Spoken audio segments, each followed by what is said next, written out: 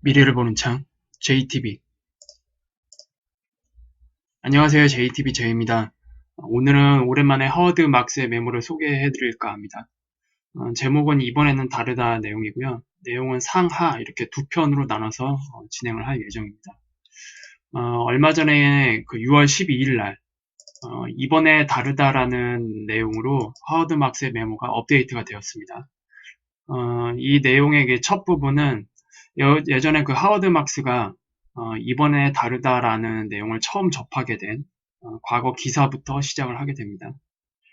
하워드 막스는 이제 이번에 다르다라는 그 메모를 1987년 10월 11일자 뉴욕타임즈의 그 윌리스가 작성한 이번 시장 사이클이 왜 다르지 않느냐라는 제목의 기사에서 처음 접하게 됐다고 합니다. 그 기사 내용을 일단 설명을 해드릴게요. 하워드 막스가 이 기사 내용을 통째로 인용한 이유는 당연히 있겠죠. 당시 그 기사 내용입니다. 당시 높이 평가받는 74세 뮤추얼 펀드 매니저 존 템플턴에 따르면 투자에 있어 가장 위험한 네 가지 단어는 This time is different. 그러니까 이번엔 다르다라는 이 내용이라고 얘기를 했습니다. 그리고 주식시장에서 투자자들은 항상 감정에 치우치는 결정을 정당화하기 위해 이 말을 한다고 합니다. 그러니까 지금도 역시 지금 사이클의 그 후반부에 와서 이번엔 다르다, 과거와 지금 상황은 다르다라는 이런 논리를 내세우는 사람들이 대부분 어떤 그런 뭐 데이터나 통계 그리고 객관적인 상황들을 근거로 하지 않고 감정에 치우친 어떤 이론을 만들어 내기 위해서 이 말을 사용을 한다고 보시면 되겠습니다. 앞으로 1년 동안 많은 투자자들이, 그러니까 이때 당시겠죠. 이때 당시로부터 1년 동안 많은 투자자들이 더 높은 주가를 방어하기 때문에 이 네 단어를 반복할 가능성이 높다. 그럼에도 불구하고 불마켓 6년 차에는 이번엔 다르다라는 코러스가 합창이 들려오기 시작하고 있다. 그러니까 이때 당시에도 1987년 이때가 이제 강세장의 그 6년 차에 돌입을 했는데 서서히 강세장의 끝에 다가오면서 이번에 다르다라는 이런 내용을 얘기하는 투자자들이 굉장히 많았나 봐요. 그래서 월가의 전문가들은 강세장이 끝나기 전에 대부분 방관 자세를 보였던 개인 투자자들이 시장 최고점을 특정짓는 마니아에 휩쓸릴 것으로 전망하고 있다. 그들은 다우존스가 최근 5년간 3배 이상 올랐음에도 불구하고 주식에 투자할 것이다. 이때 당시 그 5년간 다우존스가 3배 이상 올랐나 봐요. 그들은 왜 주가가 상승해야 하는지, 그리고 왜 강세장이 역사상 다른 어떤 시장보다 상당히 오래 지속되어야 하는지, 왜 이 호황이 1929년과 같은 폭락으로 이어지지 않을 것인지, 그리고 이번에는 왜 다른지, 이거 못하네요. 이번에는 왜 다른지에 대해 압도적으로 설득력 있는 이유를 듣게 될 것이다. 대부분 그 시장 끝에서 개인 투자자들이 이제 열광하는 이유가 이제 이러한 이유들을 어떤 루트로 듣게 되는지 모르지만 굉장히 현혹되는 것 같아요. 이런 논리들에 대해서. 그리고 이러한 주장들 중 다수는 그들에게 어느 정도 진리의 요소가 있을 것이기 때문에 유혹적일 것이다. 이 유혹에 빠지는 거죠, 한마디로. 개인 투자자들이. 그리고 뮤추얼 펀드 매니저 템플턴 씨조차도 사람들이 상황이 다르다라고 말할 때 20% 정도는 옳다고 인정한다. 그러니까 상황이 이제 모든 사이클마다 매번 같을 수는 없겠죠. 하지만 전혀 다르다라고 얘기하는 건 좀 다른 문제입니다. 그러나 위험은 다른 요소, 즉 이제 그때 당시에 그 다르다라고 얘기하는 사람들의 논리가 이 논리였던 것 같아요. 일본인에 의한 최근 미국 주식에 대한 투자와 같은 이런 다른 요소들이 중단되지 않을 것이라고 생각하는 데 있다.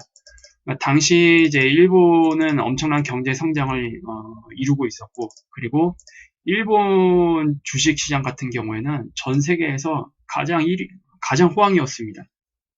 그 저번 시간에 제가 건드라크의 그 자료를 설명하면서 과거 그 첫 번째 사이클, 그러니까 이번 불안화폐 시스템 사이클 중에서 첫 번째 해당하는 그 사이클에서는 일본 시장이 피크를 찍었다고 제가 말씀을 드렸죠. 그 당시 자료를 이제 확인해 보더라도 당시 일본 증시 호황은 굉장히 정말로 대단했습니다. 그리고 이러한 힘에 힘입어서 일본이 미국 시장도 굉장히 적극적으로 매수를 해왔던 것 같아요. 그래서 이런 일본인에 의한 주식 매수가 중단되지 않을 거다. 그러므로 과거와 다르다라고 이런 논리로 접근을 했던 것 같습니다. 당시에도. 이 기사 내용이 보시면 알겠지만 1987년 10월 11일자입니다. 10월 11일자인데 이 윌리스의 본질적인 메시지는 투자자들이 이 네 단어가 널리 사용될 때 주의를 기울여야 한다는 것이다.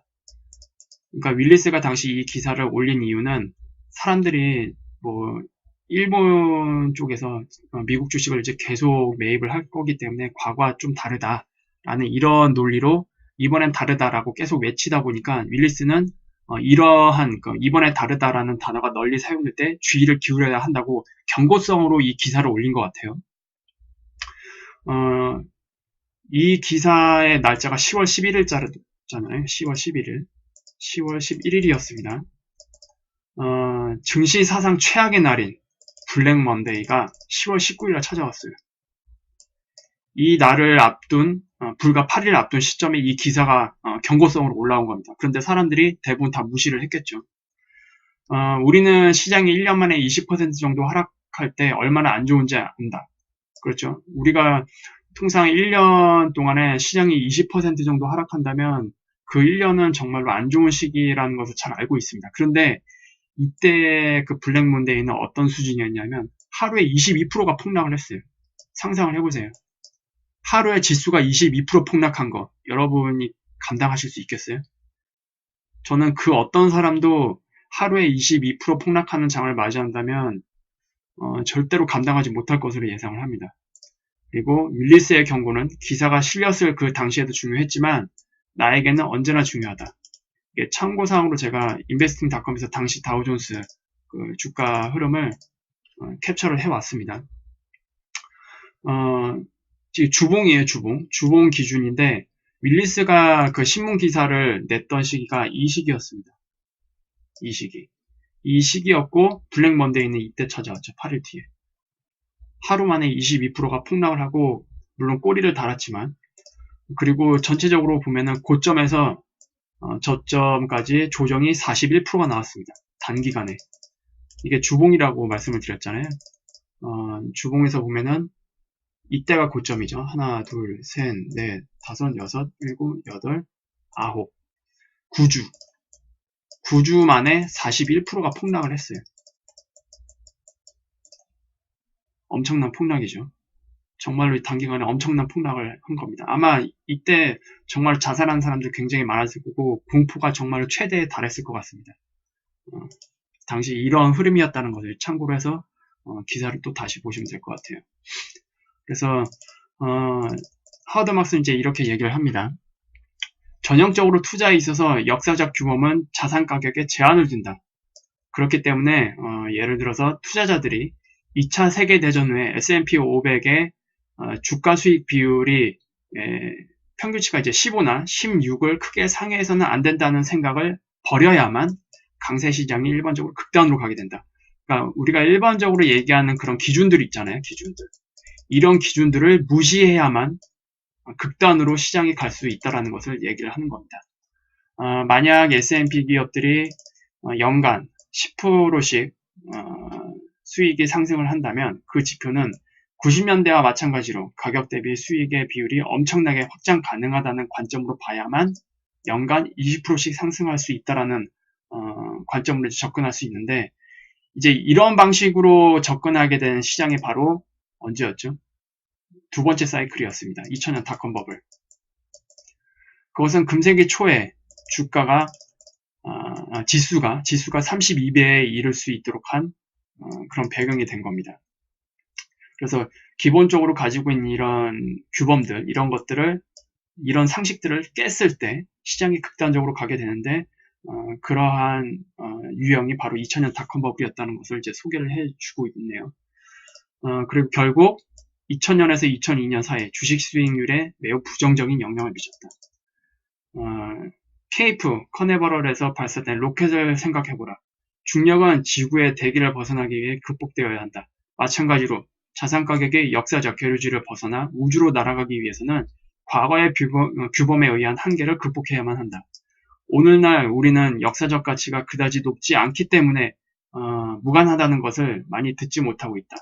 대신 이번에 우리가 들은 것은 이제 미래의 경제 성과와 시장 성과에 대한 제약의 관련성이다. 이제 지금 사이클에 대해서 이야기를 하려고 해요. 하워드 막스가. 이제 좀 쉽게 설명을 하겠습니다.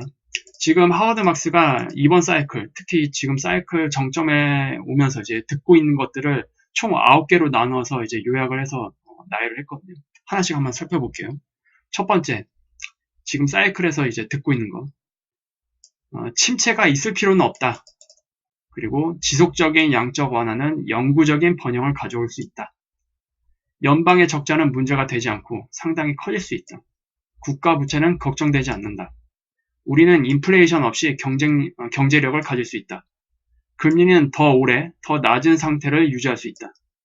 수익률 곡선 역전에 부정적인 의미를 가질 필요는 없다. 기업과 주식은 이익이 없어도 번창할 수 있다. 웃긴 말이네, 이것도. 성장 투자는 영구적인 가치 투자를 계속해서 능가할 수 있다. 이게 지금 거의 뭐 머릿속에 낙관주의로 가득 찬 사람들의 그런 생각들인 것 같아요. 그리고 이런 무조건적인 낙관주의, 근거 없는 낙관주의가 굉장히 이런 식으로 팽배하고 있다는 것을 하워드 막스가 좀 요약을 한 것 같습니다. 그리고 일부 내용들을 보면은 MMT와 관련된 내용들이 굉장히 많습니다. 굉장히 위험하죠. 이거는 뭐 우리의 미래가 될 가능성이 굉장히 높습니다. 예를 들어서 인플레이션 걱정 없이 경제력을 가질 수 있다. 그리고 인플레이션이 없다면 뭐 금리를 더 낮은 상태로 유지를 하고 지속적인 양적 완화를 해서 영구적인 번영을 가져올 수 있다. 뭐 이런 것들이 다 MMT와 관련된 내용들입니다. 그래서 결국 하워드 막스도 MMT 내용을 꺼냈습니다. 결국 레이 달리오에 이어서 하워드 막스도 MMT에 대한 걱정을 하고 있는 것 같아요. 그러면 여기 나열되어 있는 그 9개에 대한 항목에 대해서 이제 하워드 막스가 하나하나씩 이제 반박을 해 나가려고 메모를 쓴 것 같습니다. 자, 하나씩 찾아볼게요. 일단 나는 요즘 회의에 참석할 때 이런 제안들 중 하나나 그 이상에 대해 누군가가 묻지 않은 적이 없다. 하워드 막스가 요즘에 회의에 참석을 하게 되면은 앞서 설명해드렸던 그런 9가지 내용들 있잖아요. 이런 것과 관련돼서 꼭 물어본대요, 누군가가. 회의에서 이런 것들을 물어보지 않은 적이 없었나 봐요. 그만큼 지금 시장에 이러한 그 생각들이 아주 팽배하게 자리 잡고 있는 것 같습니다. 요컨대 위에 언급한 9개 항목 중 그 어떤 것도 진실이 되려면 이번에는 정말 상황이 달라야 한다는 것이다. 그렇죠? 위에 9개 항목의 모든 것이 다 정말로 진실이 되려면 지금의 상황이 정말로 달라야 합니다. 나는 아래 각각에 대한 전망을 토론할 것이다. 이제 본격적으로 이 9개에 대한 토론을 진행을 할게요. 일단 첫 번째, 피할 수 없는 리세션. 지금 첫 번째 항목은 침체가 있을 필요는 없다였는데 이제 반박하는 첫 번째 내용이죠. 요즘 내가 가장 자주 받는 질문은 미국은 불황으로 향하고 있는가? 그리고 언제부터 리세션이 시작될 것인가이다. 첫 번째 건에 대한 나의 대답은 간단하다. 적어도 나는 결코 틀렸다는 것을 증명할 수 없다. 그러니까 한마디로 미국이 불황으로 가고 있다는 것을 이제 생각을 하고 있고, 하워드 막스는 그 의견에, 그 미국이 불황으로 가고 있다는 자신의 의견에 대해서 틀렸다는 것을 증명할 수 없는 상태를. 하워드 막스도 굉장히 그 객관적인 시각을 보유한 사람으로 굉장히 유명하죠. 우리는 항상 경제 주기가 있었고, 나는 우리가 항상 그럴 것이라고 믿는다. 그렇죠? 경제 주기는 항상 있는 겁니다. 사이클이라는 것은 예언적인 것이 아니에요. 경제에 대해서 잘 모르는 사람들은 뭐 경기 침체가 온다고 한다면 그게 사이클 때문에 오는 거잖아요. 뭐 모든 사이클이 같은 기간 동안 발생하다가 그리고 다시 침체가 발생하고 이런 건 아니지만 매 사이클마다 기간은 다르지만 어쨌든 사이클은 존재합니다. 하지만 경제를 잘 모르는 사람이거나 아니면 무조건적인 그 낙관주의를 지향하는 사람들은 이런 사이클로 오는 경기 침체에 대해서 굉장히 무시를 하려고 하고, 물론 무슨 뭐 종말적인 관점으로 보려고 하고, 굉장히 객관적으로 보려고 하지 않는 사람들이 대부분입니다. 하지만 하워드 막스도 언급했듯이 우리는 항상 경제 주기가 있었고 나는 우리가 항상 그럴 것이라고 믿는다. 저 역시도 그렇습니다.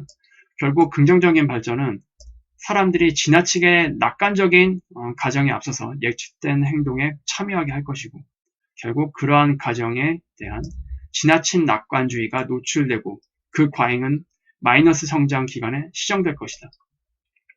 이러한 무조건적인 낙관주의로 인해서 사람들은 그 마지막 시점에 더 투기에 동참을 하죠. 이번엔 다를 거야. 이번엔 과거의 이런 환경과 다르기 때문에 이번에는 정말로 더 폭등할 거고 이 사이클이 더 연장될 거야. 라는 이런 논리를 가지고 시장에 계속 투입을 합니다.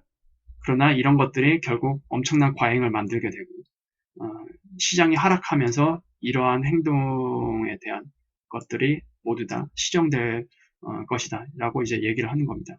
게다가 과잉으로 특정 지어지지 않는 경제조차도 외생적인 충격을 받는다.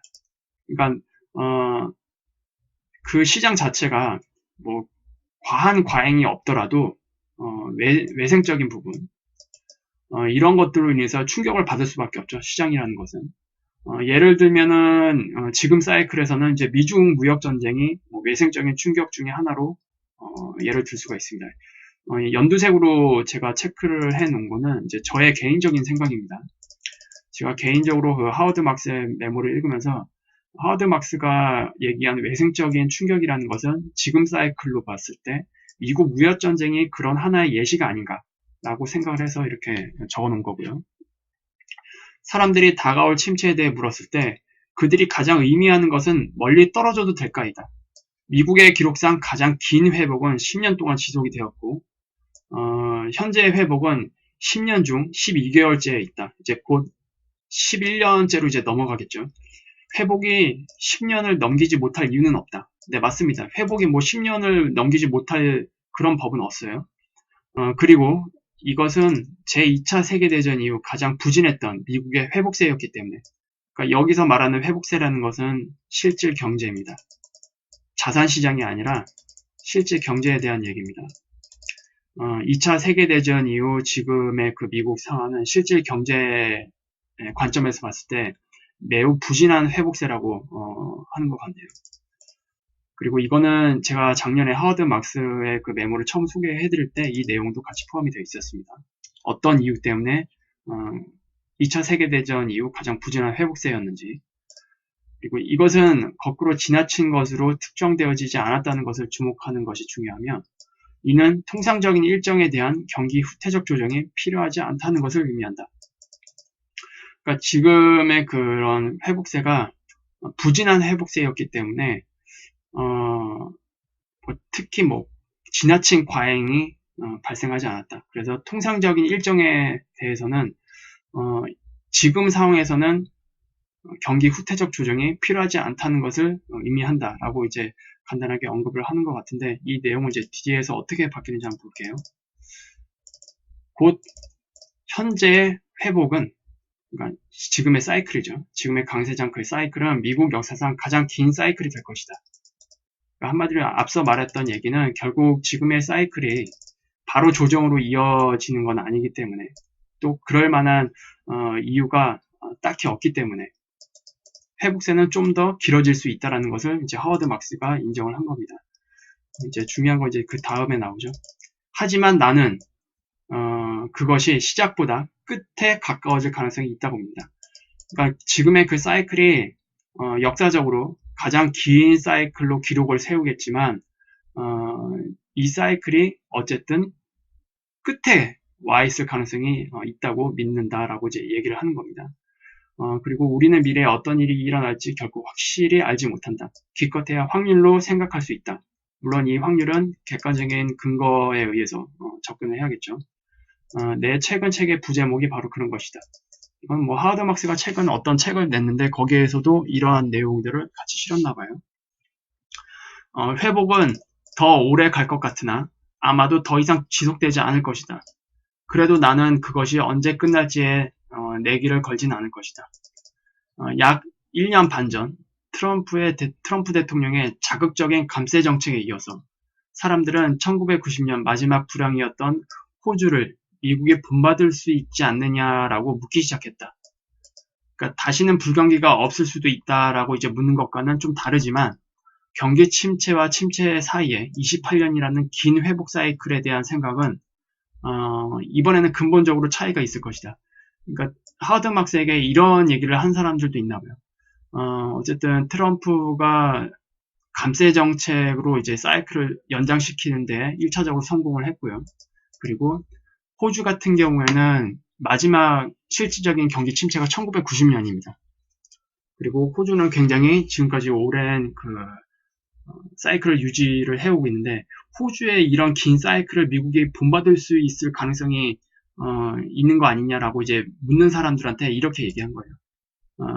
이번에는 근본적으로 차이가 있다. 그러니까 당시의 그 호주의 입장과 지금의 미국에는 근본적인 차이가 있다라고 이제 얘기를 하는 거고요.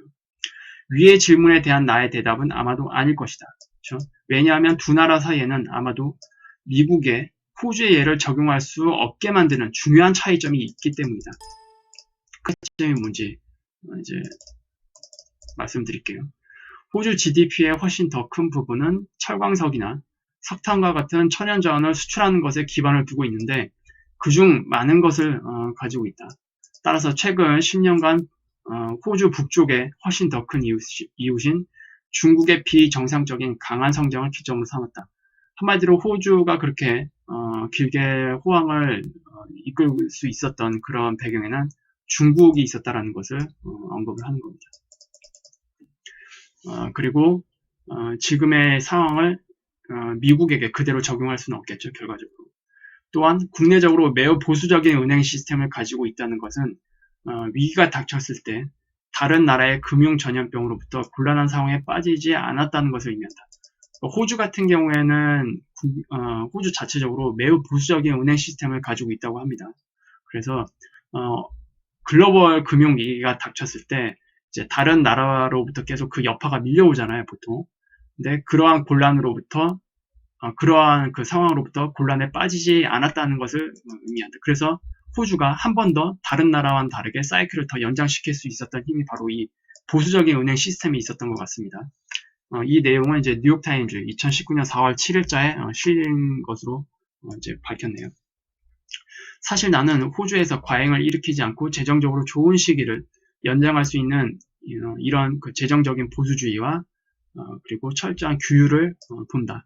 내가 가장 좋아하는 예는 2006년 정부가 재정 흑자에서 나온 자금과 과거 국영통신회사 텔스트라 민영화를 통해 만든 호주 미래기금이다. 현재 1540억 달러에 이르고 있는 이 펀드의 자산은 2020년까지 기본적으로 동결된 상태라고 하네요. 사용할 수 없도록. 일부러 이제 잠궈놓은 락킹을 이제 시켜놨다는 얘기죠. 그리고 현재는 적어도 2026년까지 이 펀드를 사용할 수 없도록 그대로 이제 보존할 수 있도록 조치를 취할 것으로 이제 보인다고 합니다. 근데 미국 정치인들이 후불제 방식으로 처리하기보다는 정부의 그 연금 채무를 선불로 조달을 해서 그 자산을 20년 동안 사용하지 않고 유권자를 위한 지출 증가나 세금 감면을 위해 사용할 가능성이 얼마나 될까?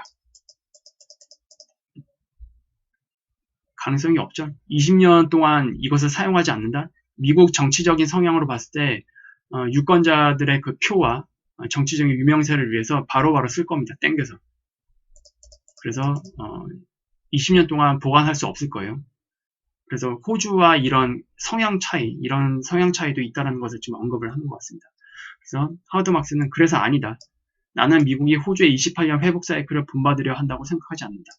여기에는 내가 내기를 걸겠다라고 이제 장담을 하네요. 그리고 이제 다음 내용을 보겠습니다. 이제 두 번째 내용. 그 9개 중에서 두 번째 내용. 양적 완화로 인한 영구적인 번영이 가능한가? 글로벌 금융위기의 여파로 연준은 공개시장에서 채권을 매입하는 프로그램인 양적 완화를 단행했다. 연준이 매입한 효과는 첫 번째, 은행 보유고를 금융 시스템에 주입하고 채권 수요를 강화해서 장기 금리를 끌어내리고 그리고 높은 등급의 채권에 대한 예상 수익률을 끌어내리는 것이었다. 이렇게 하면 더 높은 수익을 추구하는 투자자의 그 입장에서 위험을 부담함으로써 신용 창구가 다시 열리게 된다. 왜냐 이렇게 금리를 이제 낮추게 되면은 투자자들 입장에서 리스크를 안고서라도 대출을 받으려는 사람이 많아지겠죠. 그래서 이러한 효과가 이렇게 나타났다는 것을 말씀드린 거고, 이거는 제가 예전부터 말씀드렸습니다. 유례없는 그 제로금리가 엄청난 그 투자자들이 신용을 창출을 시켜서 그것이 다 자산시장으로 들어갔다. 이런 건 제가 작년부터 말씀드렸죠. QE는 미국에서 성공적이었고 경제는 회복되었다. 따라서 일부 사람들은 현재 연준이 이와 유사한 긍정적인 결과를 얻으면서 영원히 시장 관리에 참여할 수 있다고 제안하고 있다. 첫째, QE의 역량의 일부는 심리적인 것일 수 있다고 생각한다. 즉, QE는 사람들이 QE가 자극적이라는 것을 받아들이기 때문에 경제를 부분적으로 자극을 한다. 예를 들어서 만약에 연준이 QE를 단행을 했습니다. QE를 단행을 했는데 이것을 만약에 공개적으로 발표하지 않고 QE를 했다면 어떻게 됐을까요? 시장이 이렇게 반응을 했을까요? 결코 이렇게 반응하지 않았을 겁니다. 그래서 하워드 막스는 연준의 그 많은 전술에 자기 실현적이고 플라시보 같은 효과가 있다고 보는 거고, 그리고 이거는 당연한 겁니다. 경제는 또 심리를 이제 기반으로 하죠. 그렇기 때문에 연준이 이런 것들, 특히 FOMC에서 하는 그런 얘기들은 다 심리를 자극하기 위한 것들에 그런 것들이 굉장히 많습니다. 그래서 그런 점에서 1차 양적 완화가 2차 양적 완화보다 더 효과적이었고 2차 양적 완화가 3차 양적 완화보다 더 효과적이었다고 본다. 따라서 심리적 효과가 감소함에 따라서 영구적인 양적 완화로부터의 수익이 감소할 수 있다. 여기서 얘기하고 싶은 거는 어쨌든 그 지난 양적 완화 그 상황을 보면은 3차 양적 완화가 규모가 가장 컸거든요. 1차 양적 완화, 2차 양적 완화에 비해서. 3차 양적 완화가 클 수밖에 없었던 이유는 바로 이런 심리 부분도 작용이 된 것 같습니다. 어쨌든 우리가 어떤 서프라이즈 같은 정책을 이제 맞닥뜨릴 때, 처음에 서프라이즈 정책을 맞닥뜨릴 때는 그 효과가 굉장히 높습니다. 근데 이것이 또 한 번 진행이 되고 또 한 번 진행이 되면 그 효과는 당연히 체감이 낮을 수밖에 없어요. 그래서 그 효과를 똑같은 수준으로 유지하기 위해서는 과거보다 더 많은 양적 완화를 해야 될 수밖에 없어요. 그래야 시장을 자극할 수가 있습니다. 이 말은 곧 어떻게 되나요? QE4. QE4의 그 규모는 과거 3차 양적 완화보다 더 클 수밖에 없다는 것을 우리가 유추할 수가 있습니다. 그래서 그 부분을 제가 개인적인 생각으로 이렇게 연두색으로 추가를 해놨어요. 그리고 다음 내용을 보겠습니다. QE가 어떻게 작동하는지 정확히 아는 사람이 있냐? 지난주 내가 참석한 컨퍼런스에서 한 참석자가 MMT, 현대통화이론에 따르면 재무부는 잠재적으로 무제한의 부채를 발행할 수 있으며 제3자 바이어들이 인수하지 못하면 연준이 QE에 따라 매입할 수 있다고 제안했다. 이제 슬슬 MMT 나오죠. 이게 합리적으로 보이는가? 연준이 은행들에게 적립금을 대출하고 은행들은 그 적립금의 배수를 투자자들에게 빌려줍니다. 그리고 대출자들은 그 대출 수익을 매입이나 투자를 하는데 사용을 한다면 그 과정이 정말 경제에 돈을 투입하는 것인가? 아니면 대부분 장부상의 문제인가? 라고 이제 의문을 품고 있고요. 아니면 그들은 원래 하나이며 같은 것인가? 원래 이 질문은 불안화폐 통화를 가진 모든 국가들과 관련이 되어 있다. 굉장히 무서운 내용입니다, 이거는. 그래서 아주 본질적인 그 질문을 던지고 있죠, 하워드 막스가. 그리고 양적 완화는 일반적으로 지난 10년 동안에 낮은 예상 투자 수익률, 그로 인한 위험 감소, 자산 인플레이션, 그리고 증가하는 부의 차익, 그러니까 양극화죠. 증가하는 양극화에 기여한 것으로 간주된다. 다른 처방과 마찬가지로 이런 부작용도 걱정해야 하지 않을까? 하워드 막스가 확실히 객관적입니다. 우리는 양적 완화를 보통 시장에서 얘기할 때 긍정적인 부분만 체크를 합니다. 연준도 역시 양적 완화를 당시 단행을 했을 때 긍정적인 부분만 언급을 했습니다. 하지만 하워드 막스가 얘기를 했듯이 이러한 그 수면 아래에는 부작용, 양극화에 대한 특히 제가 이거 되게 위험하다고 말씀드렸죠. 이런 양극화에 대한 이런 부작용이 굉장히 많이 발생을 했어요. 특히 이번 10년간. 특히 2008년 금융위기로 인해서 미국의 중산층이 정말로 많이 붕괴됐습니다. 다른 여타 그 사이클에 비해서 훨씬 더 많이 붕괴가 됐어요. 근데 이때 수익률을 이제 금리를 끌어내리고 투자자들이 이제 위험을 감수하면서 엄청난 대출을 받아내고 그리고 그런 것들이 자금이 다 실제 경제가 아닌 자산 시장으로 다 흘러 들어가면서 자산 인플레이션을 만듦으로 인해서 양극화가 엄청나게 발생이 됐거든요. 그리고 앞으로 QE4가 진행이 되면은 이것이 더 벌어진다고 제가 말씀드렸고 결국 우리는 초양극화 시대로 넘어간다고 얘기했습니다. 이런 것들이 다 부작용이죠. 그래서 하워드 막스도 이런 부작용을 걱정해야 하지 않느냐라고 이제 아주 그냥 직구로 던지고 있습니다. 정부의 조치가 경제의 수요 수준을 영구적으로 높일 수 있는가? 아니면 대부분의 그 미래의 수요로 현재를 가속화시킬 수 있는가? 만약 후자라면 QE는 GDP를 영원히 그 이상으로 끌어올릴 수 있을까? 글쎄, 하지만 그런 것이 가능하다면 결국 그것은 내가 말하는 과잉을 일으켜서 침체를 초래하지 않을까? 라고 이제 논리적으로 이제 반박을 하네요. 그렇죠. 어쨌든 미래의 불을 땡겨와서 현재를 계속 가속화시킬 수 있다면 과연 이것이 끝없이 가능할까요? 이거는 절대로 저는 불가능한 논리라고 보고 있거든요. 그리고 하워드 막스도 마찬가지로 그것은 불가능하다. 왜냐? 그걸로 따졌다면 2000년에도 그렇고 2008년에도 그렇고 침체가 오지 말았어야 됐습니다. 그리고 지금도 마찬가지로 지표가 이렇게 꺾이는 지표가 없어야 되고요. 특히 PMI 같은 것들. 이런 지표가 꺾이면 안 되고요. 그리고 양적 완화를 계속 해야 되고 금리도 올리지 말았어야겠죠. 하지만 다 이유가 있으니까 금리를 올린 거고 연준도 그런 그 부작용, 입 밖으로 꺼낼 수 없는 그런 부작용들을 알고 있기 때문에 다음 사이클을 준비하기 위해서 금리를 최대한 올렸지만 더 이상 올릴 수 없어서 지금 이렇게 된 겁니다. 2.25에서 2.5 이 금리 수준까지 올렸지만 그 이상 올릴 수 없는 사태를 맞이한 게 지금의 그 현실이고요.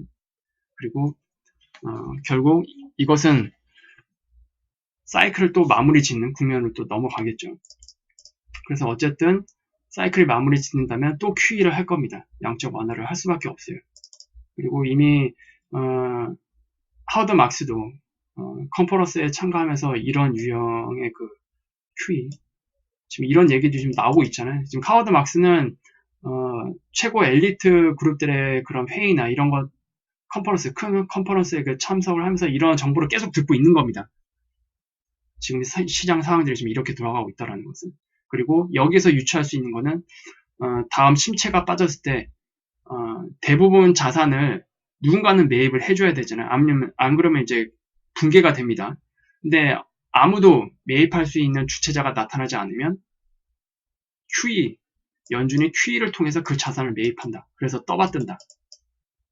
그리고 결국 MMT 방식의 QE로 또 넘어갈 거다. 그러니까 QE4 이후에 QE5로 넘어갈 때는 MMT 방식의 QE로 넘어갈 가능성이 굉장히 높다고 제가 말씀을 드렸는데 지금 이런 얘기들도 이미 다 나오고 있는 것 같아요. 이런 컨퍼런스 이런 장소에서.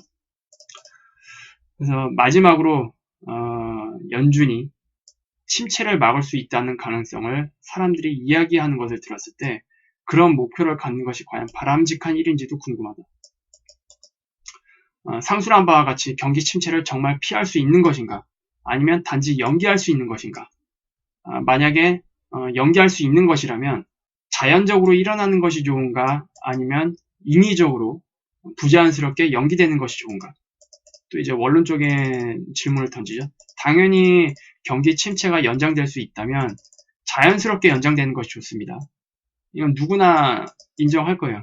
하지만 이런 연장을 연준의 또 다른 정책계, 인위적인 조작으로 인해서 그리고 인위적인 시장 개입으로 인해서 사이클을 연장시킨다면 결국 그 폭풍은 우리에게 더 크게 다가올 겁니다. 그리고 침체를 연기하려는 노력이 연준의 권력과 의도의 지나친 믿음을 만들어내고 따라서 도덕적 해이의 반환이 될 수 있을까? 만약 연준이 1년의 작은 경기 침체를 막아낸다면 그것은 그렇게 할 수 있는 능력이 한계에 달했을 때 마침내 도달하는 것은 멍청한 짓거리였다는 것을 의미하지 않을까? 그러니까 이것을 영원히 이렇게 할 수는 없을 겁니다. 이것을 막고 또 연기하고 연기를 해서 결국 한계에 봉착했을 때 결국 니네 멍청한 짓거리 한 거다. 왜냐? 피해는 더 클 것이니까. 그래서 하워드 막스도 지금 이런 것들을 얘기하는 겁니다. 그래서 일단 그 상편에 대해서는 이 정도로 마무리할게요. 하편에 대해서 나머지 부분을 수요일날 이제 얘기하도록 하겠습니다. 그리고 하워드 막스의 이 메모는 제가 영상 하단에 바로 링크를 걸어 드릴 테니까 미리 그 하편 나머지 제가 오늘 설명해 드리지 않은 나머지 부분도 미리 보고 싶다면 링크를 통해서 보시면 될 것 같습니다. 어쨌든 지금 뭐 건드라크나 그리고 레이 달류 그리고 하워드 막스 다 걱정하는 게 지금 다 똑같습니다. 걱정하고 있는 게 지금 다 똑같아요. 이전 사이클까지는 이 사람들이 시스템에 대한 걱정은 하지 않았습니다. 시스템에 대한 걱정은 하지 않았어요. 단지 뭐만 걱정했네요. 침체를 어떻게 이겨낼 것인가 이런 부분에 대해서만 이제 걱정을 했고 그에 따라서 이 사람들도 각각 운영하는 그 운용사가 있기 때문에 포지션을 어떻게 취할 것인지 이런 전략적인 부분들 걱정을 했다면 지금은 침체를 걱정하는 게 아닙니다. 침체 이후에 우리가 맞이해야 할 엄청난 그 양적 완화로 갈 수밖에 없는 이런 구조들이 결국 시스템을 붕괴시킬 수 있다는 그 위험을 다 얘기를 하고 있어요. 그리고 건드라크, 레이 달리오, 하워드 막스 다 모두 MNT 반대론자들입니다. 이거는 파국을 만들 수 있다라는 그런 결과를 가져오기 때문에 다 MMT 반대론자예요. 그럼에도 불구하고 MMT로 갈 수밖에 없다는 것을 다 알고 있는 것 같아요. 이게 우리의 현실입니다. 객관적으로 봤을 때. 그래서 이 부분을 또 다시 한번 상기시켜 드리면서 이번 시간을 마무리하도록 할게요. 나머지 내용은 다음 주 수요일날 진행을 하도록 하겠습니다.